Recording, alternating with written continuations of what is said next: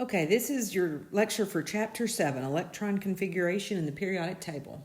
This chapter is a simple chapter. There's no calculations, and usually when we're in the classroom, I lecture this chapter in a day. There'll just be one lecture for this chapter. When we left last time, I'm going to go back, we had written the electron configurations for fluorine, magnesium, iron, and antimony. And where I want to start with in Chapter 7 is it's electron configuration still, but it's about ions. Is where I want to begin. For example, this is fluorine. We did that last time. And you guys know, based on its position on the periodic table, that if it said fluoride ion, you know that means an F with a -1 charge. Well, if I said fluorine, like I did last time, fluorine only has 9 electrons. But a fluoride ion, because it has a -1 charge, has 10 electrons because electrons are negative. So if we needed to write the electron configuration for the fluoride ion, we're going to have to add an electron to this p orbital. So the fluoride ion would be 1s2, 2s2, 2p6. That would be its electron configuration. That has 10 electrons. And do you see that 1s2, 2s2, 2p6, that's the same thing as neon. Okay. Another example, that's for any negatively charged, okay? If it's a negatively charged ion, you add 1 electron.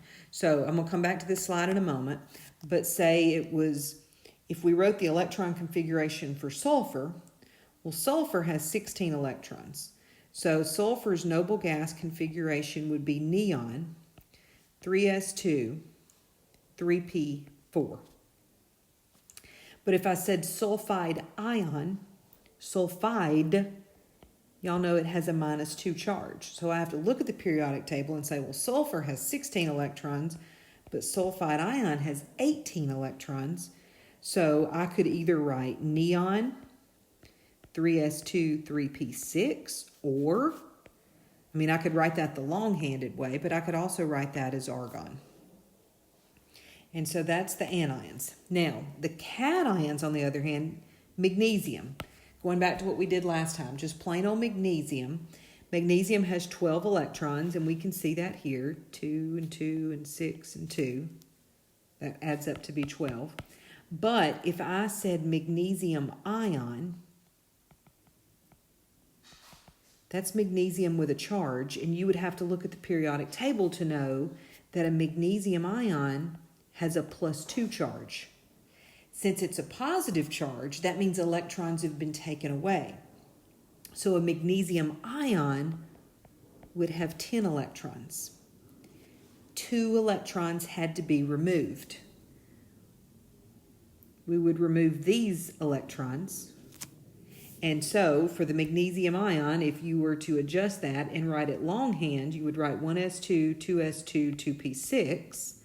Or if you recognize the noble gas configuration is simply neon. Okay, now in that example, so we've done the fluoride ion, which has a neon configuration because it has 10 electrons. We've done the magnesium ion, which also has 10 electrons and therefore has neon configuration. Look at the noble gas configuration for oxide ion. Oxide ion would have how many electrons? 10. So its configuration would also be neon. This is called isoelectronic. An isoelectronic series are atoms that have the same number of electrons,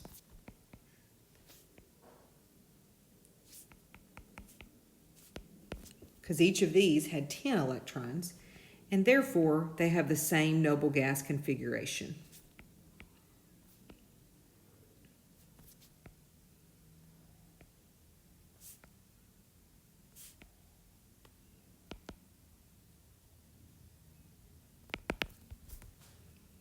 And that's what isoelectronic is. Now, getting a little bit more into Chapter 7, with the development of the periodic table, you guys, I hope, printed out that document I had in this on Canvas for you, the Chapter 7 notes.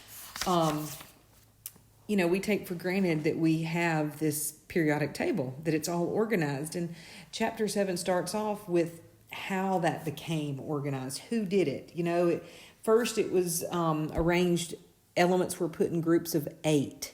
John Newlands actually did that and arranged that every 8 elements have similar chemical properties. Of course, you guys can see that once you reach the 4th period, that law didn't fit. Once you got past calcium and you have those transition metals, putting 8 elements on a line, things went wrong.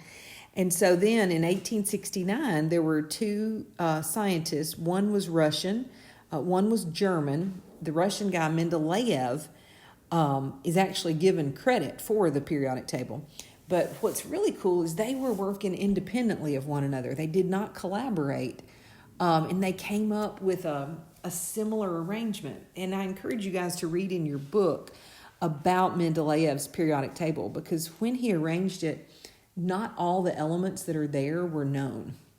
Like gallium and germanium had not even been discovered. But when Mendeleev was laying things out in a table, he left spaces there. Like he knew not to slide certain elements up to fill those spaces, that there was something that went there, it just hadn't been discovered yet. So that's fascinating.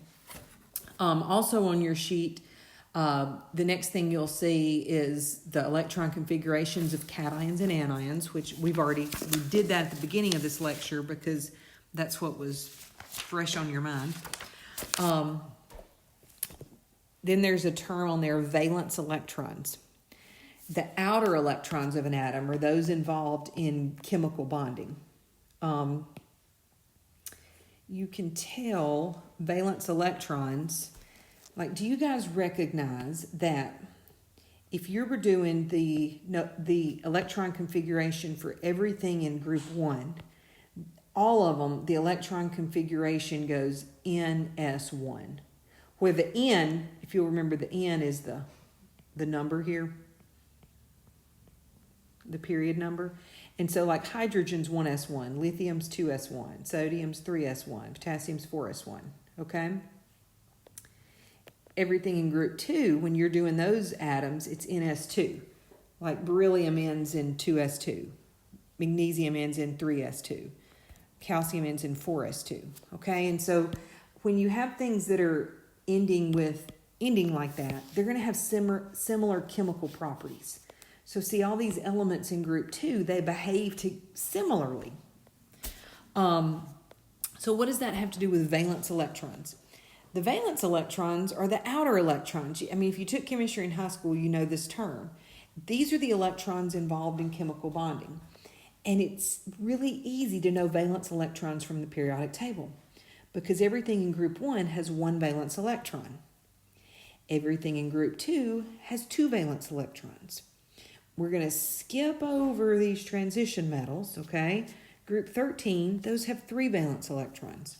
Group 14, 4 valence electrons. All these elements have 4 valence electrons. Group 15 has 5, 16 has 6, 17 has 7, and 18. All the noble gases have 8 valence electrons. And we will be covering this in the next chapter, but some of you guys remember from previous chemistry courses that octet rule, okay? And you know octet has something to do with 8, absolutely. Which noble gas does not have 8 valence electrons? Helium, because helium only has 2 electrons, so it doesn't have 8.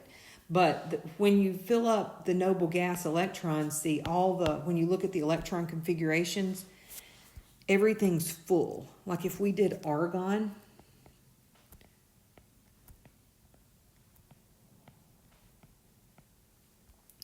argon's electron configuration is 1s2, 2s2, 2p6, 3s2, 3p6. You see, that's argon. See how everything's paired up? I mean, there's still a 4s orbital up here and a 3d orbital up here. But see, argon doesn't want to put any electrons there. It doesn't want to gain anymore because everything's all paired up in all those orbitals.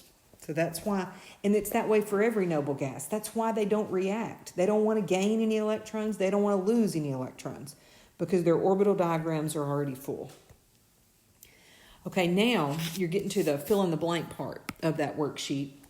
And we're going to talk about different trends on the periodic table. And the first one is effective nuclear charge.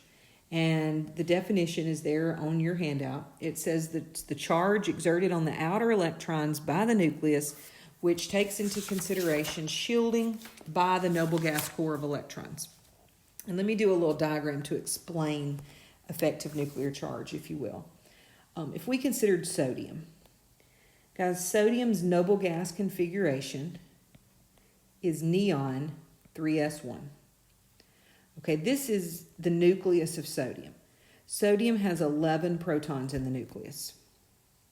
Okay, it has, in this noble gas area, it has 10 electrons. And I'm going to draw just a circle and say that there's 10 electrons in that noble gas. And that's often called the noble gas core of electrons.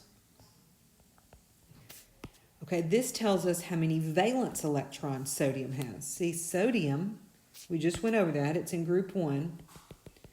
Sodium has 1 valence electron. So there's 1 electron out there. And what effective nuclear charge is, it's the charge that this nucleus, that's a plus 11, has on the valence electron. So a plus 11 pulling on that 1 valence electron, but you have to consider that these 10 electrons are shielding some of that charge. They're blocking it. Okay? Now, if we move right across the periodic table and jump over there, let's stay in the same period. Sodium's in period 3. And let's jump over to look at sulfur. See, sulfur's noble gas configuration, it's still neon, but it's 3s2, 3p4. The nucleus of sulfur has a plus 16 charge. How many electrons are in the core for sulfur? See, it's got the same shield as sodium. That 16 still has the shield of 10. How many valence electrons does sulfur have? It has 6 valence electrons. So does it make sense to you guys in looking at that sulfur has a stronger effective nuclear charge, and that's often labeled as a Z effective, okay? Sulfur's is stronger than sodium. And that's the trend. That's what goes in that first blank on your sheet. Effective nuclear charge increases left to right.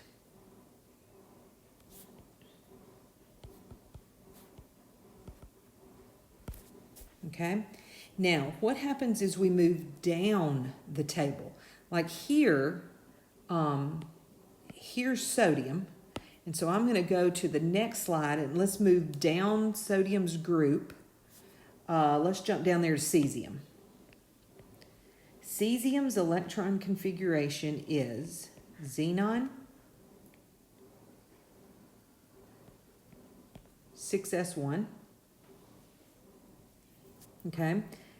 The nucleus of cesium has a positive 55 nucleus. The noble gas core, there's 54 electrons in the core. But cesium still only has 1 valence electron. Okay? So you've got a much higher charge in the nucleus, but it's shielded by 54 electrons in that shield. So effective nuclear charge, it actually decreases top to bottom. Not a whole lot, but it does decrease top to bottom. So that's what goes in that second blank on your sheet. Okay. The next trend we're going to look at is atomic radius. So how big around is an atom? And the first one's atomic radius. Okay, so we're talking about neutral stuff, just neutral atoms. And there's a neat diagram in your book that that really drives this point home. But we're talking about the size of the atom. So what atomic radius, I don't know why I wrote ionic. I think I was saying ionic. I meant to write atomic radius. Atomic radius actually decreases left to right. And so look at what you just wrote for effective nuclear charge. It increases left to right. So you're saying, or what we're saying, is because this sulfur has a stronger effective nuclear charge, y'all, that means this nucleus has a stronger pull on these valence electrons, a stronger effective nuclear charge. That's going to pull those electrons in tighter. That's going to make sulfur smaller than sodium. And that's what we're saying here, that the atomic radius decreases left to right. And now what's going to happen top to bottom? Do you recall the analogy of the marble in the stadium that we did in chapter 2? And I told y'all if you put a marble on the 50-yard line, the marble represents the nucleus. Okay? The rest of the stadium represents the electrons. So see, most of an atom's space is because of the space that an electron occupies. So what's going to happen top to bottom? Like in this example, cesium has 55 electrons compared with sodium, which only has 11. So size increases top to bottom. And now pause the video and look at those trends, and I want you to tell me where's the smallest stuff on the periodic table. If you took the periodic table and you imagine that there's 4 quadrants, upper left, upper right, bottom left, bottom right. Based on atomic radius trend, where are the smallest atoms? Okay, you should have come up with the top right, because if it decreases left to right, so as we go this way, it gets smaller, and it gets bigger top to bottom, then that means the upper right is the smallest stuff. Okay? Where's the largest? The largest would be the bottom left.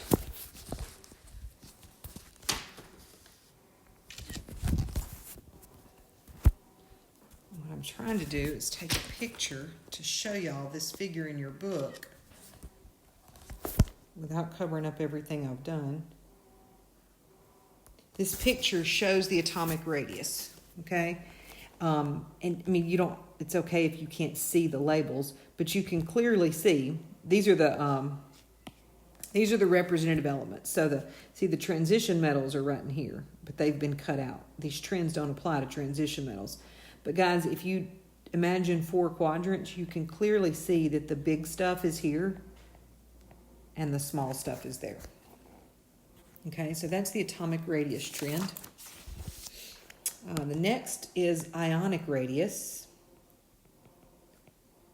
And so ionic radius is talking about the sizes of the ions. Let's go back to a drawing that we did earlier. Look, here's sodium. Let's say that now we're not talking about sodium, but we're talking about the sodium ion. So what does that change? I'm going to change to green so you can see. The sodium ion has a +1 charge. That means its electron configuration is just neon. That means we need to take away this valence electron. There's sodium ion. That's the cation. What we had before I took it away, that's the neutral. Here's the cation. So clearly, I hope you can see that cations are always smaller. They're smaller because they've lost electrons. So then what must be going on with anions? They're always larger. Okay, so a calcium ion is smaller than a calcium. a sulfide ion is larger than a sulfur. And so on. I mean, a potassium and a potassium ion, which one's bigger? This one, because the cations get smaller and the anions get larger. Also, the next statement says the more positive the cation, the smaller it is. So if we were, say, comparing the calcium and the potassium, that's actually the ones I use on your sheet, the more positive is smaller because it's lost more electrons. Okay? And the more negative is larger.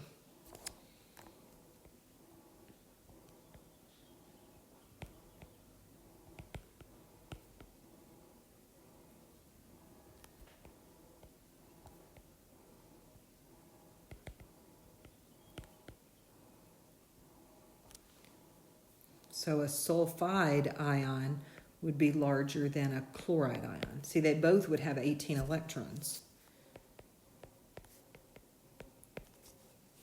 But sulfur has a smaller charge on its nucleus. And so that's going to not have as big an effect on the 18 electrons. Okay, the next trend is the ionization energy.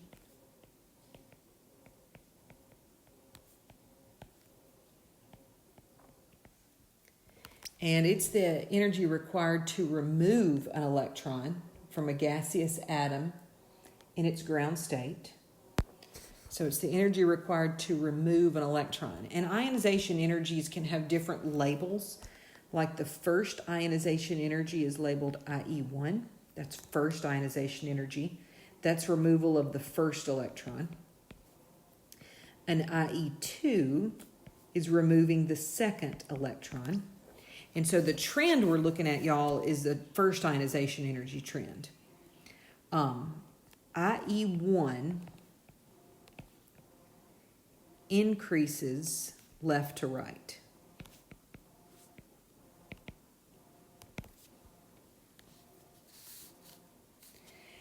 Increasing energy means it becomes more difficult to happen. So if we go back and look at sodium, y'all, sodium's electron configuration is neon 3s1. The IE1 is removing this electron. That's easy for sodium. It gladly will get rid of that one electron because, look, if you know what a 3s orbital looks like, it's hanging out there by itself. But as you move over to magnesium, magnesium's electron configuration is neon 3s2. So you guys know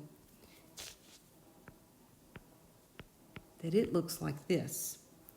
So look, it's hard to remove this first electron on magnesium because it's paired up in an orbital already. This is stable.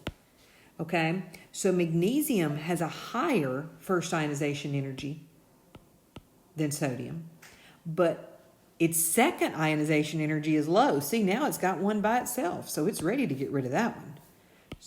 But the trend is for IE1. Okay?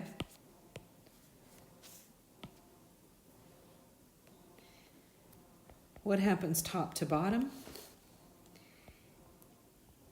The trend actually decreases top to bottom because the further down the period, the group you go, like as you move from, say, sodium in this example down to cesium, cesium is such a larger atom in terms of size. That electron is really far from the nucleus, so cesium, it very easily gives up its electron. Okay, so the energy decreases. It happens simple, easy for it to lose. Okay, the next trend is electron affinity. And so it's kind of the opposite of the ionization energy. Ionization energy is removing electrons. Okay, electron affinity is the negative, it's the energy that it takes to add electrons. Okay. It's the energy required to add an electron. Okay, the trend for this is left to right.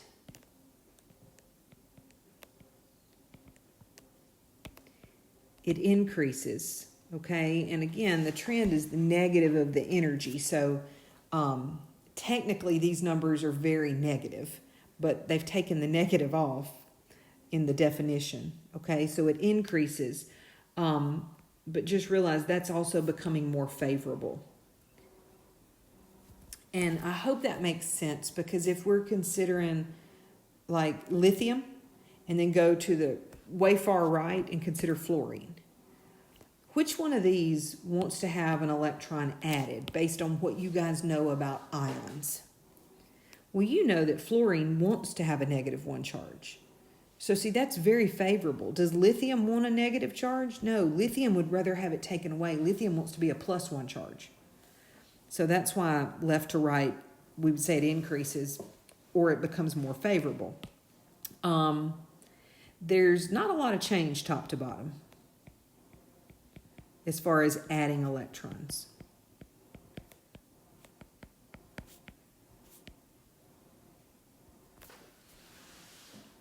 Okay. The last trend is electronegativity. And this will be an important one for chapters 8 and 9, okay? And important for Chem 2, those of you who get to take Chem 2 and moving on to organic, this is an important trend. But it's the ability of an atom to attract electrons in a chemical bond to itself, okay? The ability of an atom in a bond to attract electrons to itself. Electronegativity increases bottom to top and left to right. It increases bottom to top and it increases left to right. So let's do that thing we did before where you have 4 quadrants of the periodic table.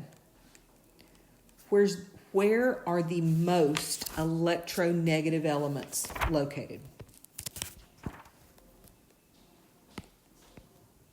Upper right. Where are the least electronegative elements located? Bottom left. Okay.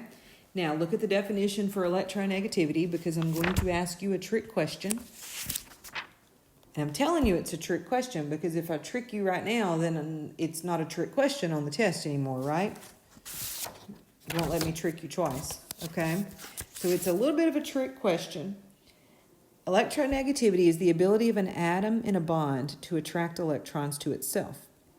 I want to know what's the most electronegative element.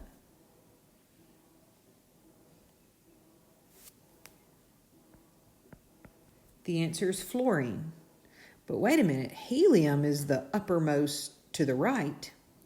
Is helium going to bond with anything though? No, none of the noble gases are going to bond with anything. So that's why it was a trick question. You didn't want to pick a noble gas. And that is chapter 7. Okay? That was a quick lecture. It would have gone slower in class. We would have paused longer for questions, and I would have let you think more. So you guys need to put this stuff to practice with some end of chapter 7 problems. These begin on page 318 in your book, number 17, 19,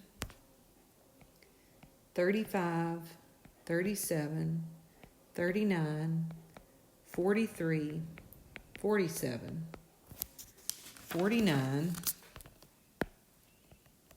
59, 65, 67. Oh, and I'd also put in there 85, okay? So those are some that you can practice to be sure that you know how to use the trends, okay? No calculations. I mean, it'll be this. It'll be putting things in order from biggest to smallest on the test, or smallest to largest, or which is the most electronegative of these elements, or cations are bigger or smaller than, okay, that kind of question. So practice it with those.